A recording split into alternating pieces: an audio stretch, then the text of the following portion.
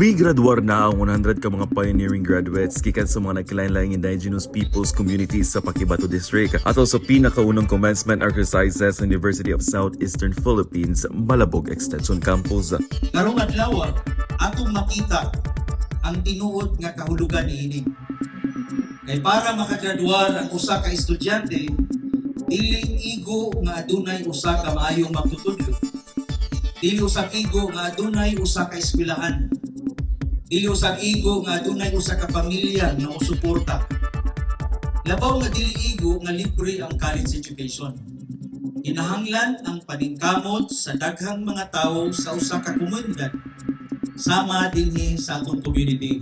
Kahinumduman nga kaniadtong tuig 2022, natukod ang mga institusyon ang pinaagi sa Memorandum of Agreement nga gipirmahan sa City Government of Davao ug USEB aron mahatagan og oportunidad sa tertiary education ang mga residente sa Paquibato District nga usa ka geographically isolated and disadvantaged area. It is with your hope that you will continue to pursue your dreams and seal the optimism for a more excellent and fruitful tomorrow. May our victory be a source of inspiration for your youth, especially for our IT communities, to dream bigger, strive harder, and believe that education can truly transform lives. Gipunduhan sa City Government of Davao ang pagtukod sa academic building, women's dormitory ug uban pang pasilidad lakip na ang footbridge padulong sa maong campus. We share not only classrooms, but also community activities, outreach programs, and countless moments that strengthens our band as a pioneering students of USAPNEC.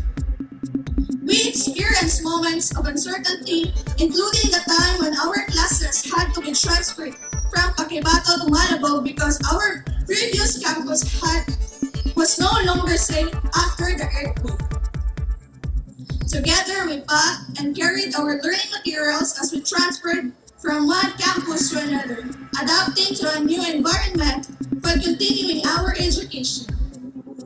Despite these unexpected changes, we remained resilient, supported one another, and never lose sight of our goal of finishing our education. Mitambong sab sa maong kalihukan ang mga opisyal sa lokal nga panggamhanan. Para sa Manila Davao, ako si Simon Avarsolo.